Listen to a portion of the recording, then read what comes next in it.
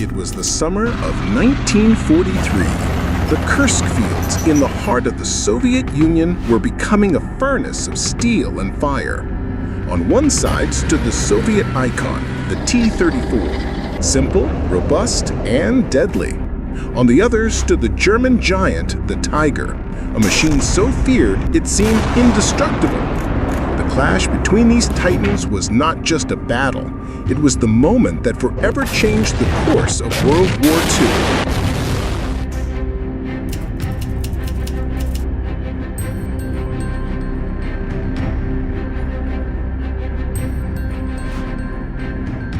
The Battle of Kursk was not an isolated engagement or a random choice in the vast theater of World War II.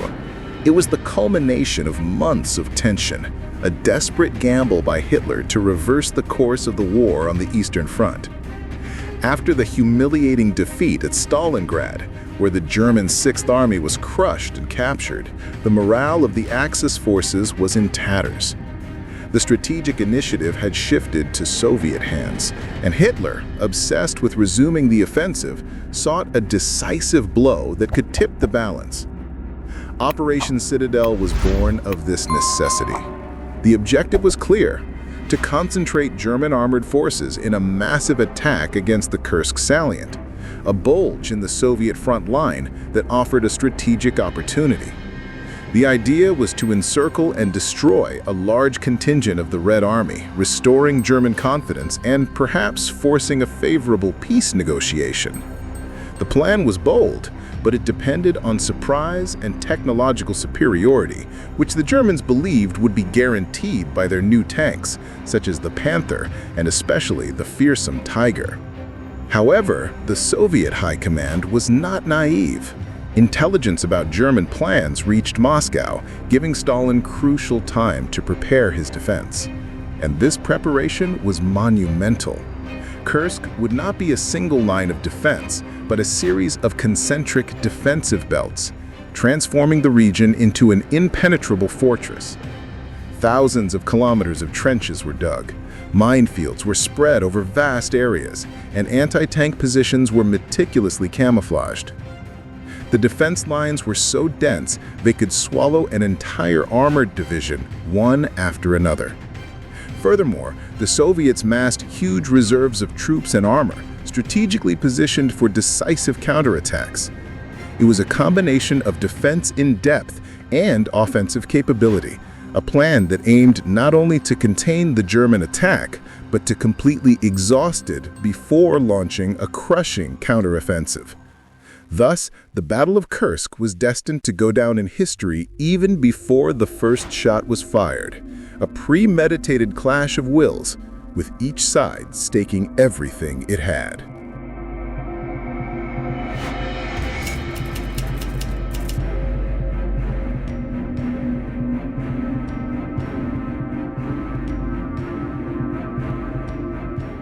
The T-34 was not, at first glance, a masterpiece of engineering. Its production was simplified, its interiors were Spartan, and its cruise conditions were often harsh. However, its genius lay precisely in this simplicity, combined with a series of innovations that made it a nightmare for the Axis forces. The T-34's most distinctive feature was its sloped armor. This slope, even at a moderate thickness, drastically increased the chance of enemy shells ricocheting, causing direct hits from older German cannons to simply slide off without penetrating. It was an elegant and effective solution for increasing protection without adding excessive weight. Its diesel engine, a 12-cylinder V, not only provided impressive power, but was also less flammable than German gasoline engines, increasing crew safety. The T-34's wide tracks ensured superior mobility in difficult terrain, such as the muddy Russian steppes, where heavier German tanks often got bogged down. This combination of speed, mobility, and protection made the T-34 a formidable adversary on the battlefield. But the T-34's true power lay in its mass production capacity. Built by the thousands in Soviet factories often relocated east of the Urals to escape the German offensive, the T-34 became a weapon not only of battle, but also of morale.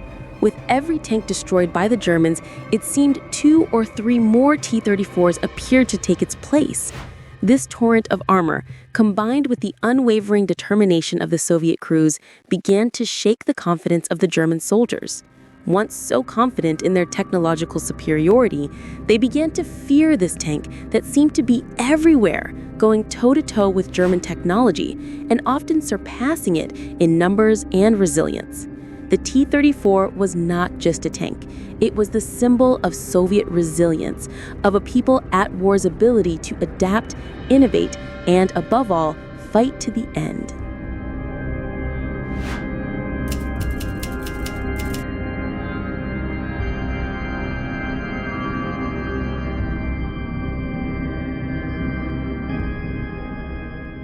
In response to the growing threat posed by the T-34, Hitler demanded a war machine that would restore German supremacy on the battlefield.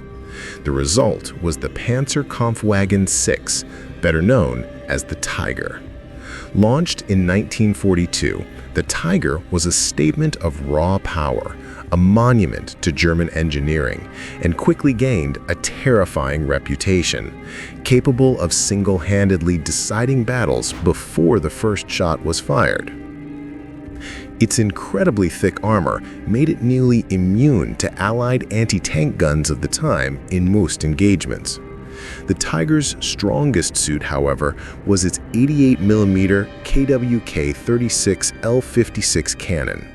Adapted from the famous Flak 88 anti-aircraft gun, this weapon could pierce the armor of any Allied tank at long range, making the Tiger a relentless predator in combat.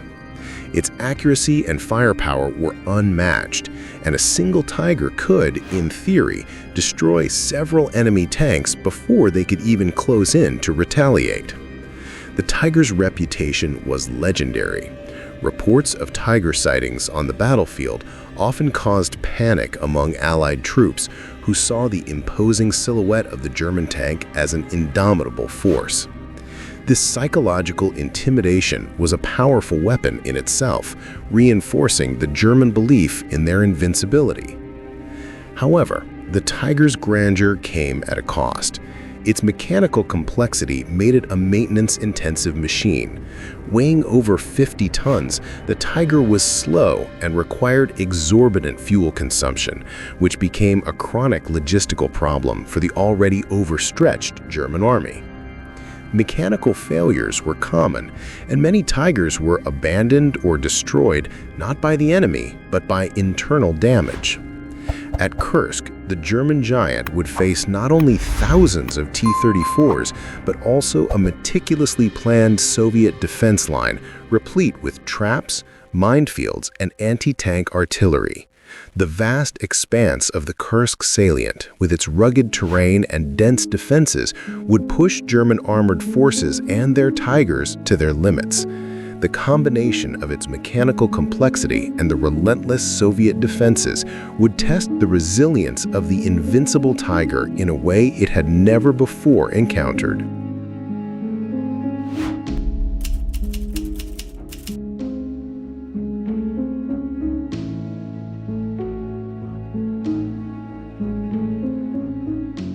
On July 5, 1943, the world witnessed the beginning of the largest tank battle in history. German forces, led by elite panzers, advanced against Soviet defenses and the Kursk salient, initiating Operation Citadel. The initial attack was brutal, with Tigers and Panthers forging their way through minefields and the first Soviet trench lines. However, defenses in depth and fierce resistance from the Red Army ensured that the German advance was slow and bloody. Days of fierce fighting followed, but the climax of the Battle of Kursk would occur on July 12 in the hills and wheat fields of Prokhorovka. It was there that the vanguard of the German Panzer divisions, including large numbers of Tigers and Panthers, collided with the colossal Soviet armored reserve, composed primarily of T-34s. The shock was overwhelming.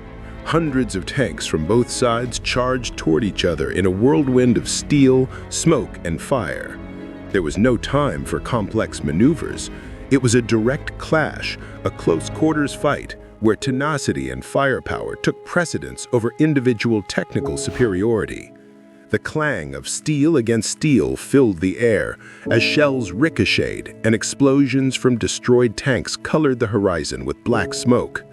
The Battle of Prokhorovka, though often romanticized as a direct tank duel, was in fact a much larger and more chaotic engagement involving artillery, infantry, and aviation. But the image of the massive armored clash became iconic, symbolizing the intensity and scale of the fighting at Kursk. The Tigers, despite their formidable firepower, were outnumbered by the T-34s, which attacked in waves, seeking to flank the German giants or overwhelm their defenses. Kursk was not just an isolated battle, it was the largest tank clash in history, a battle so brutal and intense that it would forever mark the course of the conflict in Eastern Europe. With every kilometer the Germans advanced, they encountered increasingly fierce resistance, and the losses in men and materiel became unsustainable. The initial momentum of Operation Citadel faded, and with it, Hitler's hopes of regaining the strategic initiative.